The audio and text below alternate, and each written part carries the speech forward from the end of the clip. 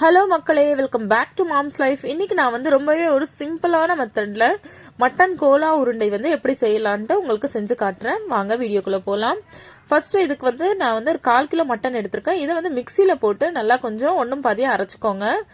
அதுக்கப்புறம் பார்த்தீங்கன்னா நான் கடாயில் வந்து 1 டீஸ்பூன் அளவுக்கு எண்ணெய் போட்டுக்கிறேன். எண்ணெய் நல்லா சூடாகட்டும்.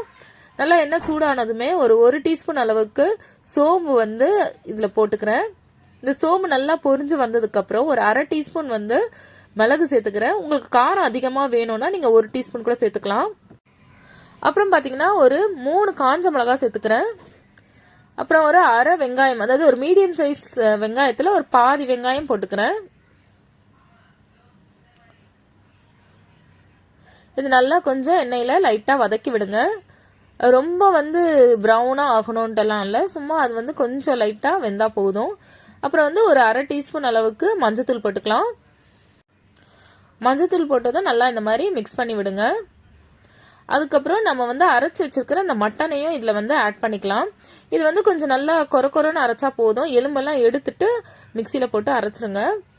கொஞ்சம் கொரன்னு அரைச்சதுனால ஒரு குட்டி குட்டியாக ஆகிடும், வந்து சின்ன பீசஸாக ஆகிடும். அதனால இந்த வதக்கும் போதே இது பார்த்தீங்கன்னா நல்லா பாதிக்கு மேலே நல்லா வெந்துடும். பாருங்க, இந்த மாதிரி நம்ம வதக்கி விடுறதுனால நல்லா அதுலேயே பாருங்க நல்லா வெந்துடும். நம்ம இதில் எந்த தண்ணி கொஞ்சம் கூட தண்ணி சேர்க்கக்கூடாது. ஏன்னா நம்ம இந்த மாதிரி வதங்கும் போதே இந்த மீட்லேருந்து உங்களுக்கு கொஞ்சம் தண்ணி வந்து பிரியும். பாருங்க, இந்த நல்லா நீங்கள் இந்த மாதிரி வதக்கி விட விட கொஞ்சம் கொஞ்சமாக வந்து தண்ணி வரும். இங்கே பாருங்க. அப்புறம் அடுத்தது பார்த்தீங்கன்னா 1 டீஸ்பூனு தனியா பவுடர் சேர்த்துருக்கேன். அப்புறம் வந்து ஒரு 1/2 டீஸ்பூன் கரம் மசாலா ஆட் பண்ணியிருக்கேன். உங்களுக்கு வந்து கரம் மசாலா ஃப்ளேவர் பிடிக்கும்னா நீங்கள் 1 டீஸ்பூன் அளவுக்கு கூட சேர்த்துக்கலாம். இது நல்லா மிக்ஸ் பண்ணி விடுங்க. அதுக்கப்புறம் பார்த்தீங்கன்னா 1 டீஸ்பூன் வந்து மிளகாய் தூள் போட்டிருக்கேன். இது மறுபடியும் நல்லா இந்த மாதிரி மிக்ஸ் பண்ணி நல்லா வதக்குங்க. அடுத்தது தேவையான அளவு உப்பு, இதையும் சேர்த்துட்டு நல்லா மிக்ஸ் பண்ணி விட்டுருங்க. அவ்வளோதான். இதில் தேவையான பொருட்கள் என்னென்னவோ எல்லாமே ஆட் பண்ணியாச்சு. இது கொஞ்ச நேரம் வந்து ஆறட்டும்.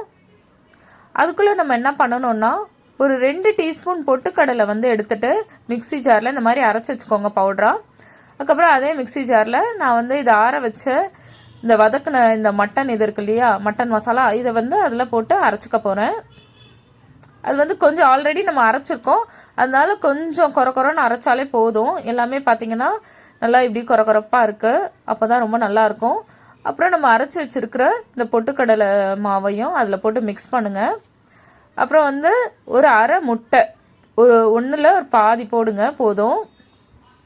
அந்த மிச்சமானதை வேஸ்ட் பண்ணாமல் ஆம்லேட் போட்டு சாப்பிட்ருங்க ஃப்ரெண்ட்ஸ். அப்புறம் இதில் பார்த்தீங்கன்னா நான் ஒரு டீஸ்பூன் அளவுக்கு இஞ்சி பூண்டு பேஸ்ட் ஆட் பண்ண போகிறேன். நீங்கள் வந்து இஞ்சி பூண்டு அது வதக்கும் போதே கூட கொஞ்சம் இஞ்சி, 1 இன்ச்சு இஞ்சியும் ஒரு 5-6 பல்லு பூண்டும் சேர்த்து கூட அரைச்சிக்கலாம். அப்படி இல்லைன்னா நீங்கள் அரைச்சி வச்சுருக்கீங்கன்னா 1 டீஸ்பூன் அளவுக்கு நீங்கள் இதில் மிக்ஸ் பண்ணிக்கோங்க போட்டு இஞ்சி பூண்டு பேஸ்ட்டை. இப்போ அந்த முட்டைலாம் போடும்போது அந்த மிக்ஸ் வந்து நல்லா அந்த மாவு வந்து நல்லாவே பைண்ட் ஆகிடும். அதனால தான் நம்ம முட்டை ஆட் பண்ணுறோம். அப்புறம் கடைசியாக பார்த்தீங்கன்னா கொஞ்சம் கருவேப்பிலையும் கொத்தமல்லியும் இந்த மாதிரி சின்னதாக நல்லா பொடிசாக நறுக்கி அதில் சேர்த்துக்கோங்க. நல்லா அந்த கொத்தமல்லியும் கருவேப்பிலையும் சேர்ந்த ஃப்ளேவர் ரொம்பவே நல்லா இருக்கும். அப்புறம் ஒரு சின்னதாக ஒரு கடாயில் நான் எண்ணெய் ஊற்றிக்கிறேன். எண்ணெய் சூடானதும் இந்த மாதிரி ரவுண்டாக இந்த மாதிரி உருட்டிட்டு நீங்கள் இந்த மட்டன் கோலா உருண்டையை அதில் போட்டு பொரிச்சு எடுங்க. ஒரே டைமில் நீங்கள் ஒரு 4-5 கூட போடலாம். இந்த மாதிரி போட்டுட்டு நல்லா திருப்பி விடுங்க. நல்லா எல்லா பக்கமும் நல்லா வேகட்டும். நல்லா மேலே நல்லாவே கிறிஸ்பியாக இருக்கும், உள்ளே நல்லா சாஃப்டாக வெந்திருக்கும். ஏன்னா நம்ம வதக்கும் போதே நல்லா இந்த மீட் வந்து வெந்துருச்சு. இந்த மாதிரி மெதுவாக திருப்பி விடுங்க. நல்லா ஒரு மீடியம் அனலில் வச்சு நீங்கள் வந்து இதை ஃப்ரை பண்ணுங்க. ரொம்ப ஃபாஸ்ட்டாக வச்சிடாதீங்க. அதுக்கு ரொம்ப சிம்மில் வச்சுட்டிங்கனாலும் உங்களுக்கு வந்து அந்த மட்டன் வந்து ரொம்ப எண்ணெய் குடிச்ச மாதிரி ஆகிடும். ஸோ கொஞ்சம் வந்து மீடியம் ஃப்ளேமில் வச்சு இந்த மாதிரி ஃப்ரை பண்ணுங்கள். அப்பப்போ கொஞ்சம் திருப்பி விடுங்க. அப்போ தான் எல்லா பக்கமும் நல்லா ஈவனாக இந்த மாதிரி கோல்டன் கலரில் வரும். நல்லா ஒரு கோல்டன் ப்ரௌன் கலரில் வரட்டும். எவ்வளோ ஈஸியாக சிம்பிளாக நம்ம வந்து முடிச்சிட்டோம் பாருங்கள் ஃப்ரெண்ட்ஸ். நீங்களும் செஞ்சு பாருங்கள். செஞ்சு பார்த்துட்டு எனக்கு எப்படி இருந்ததுன்னு கமெண்ட்டில் சொல்லுங்கள்.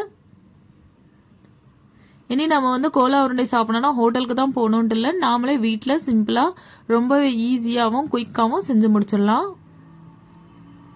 இப்போ இது நல்லா எண்ணெய் வந்து வடியட்டும். எண்ணெய் நல்லா வடிஞ்சதும் நீங்கள் எடுத்து வச்சு சாப்பிட்லாம். ரொம்பவே டேஸ்டியான சூப்பரான மட்டன் கோலா உருண்டை ரெடி ஆயிடுச்சு.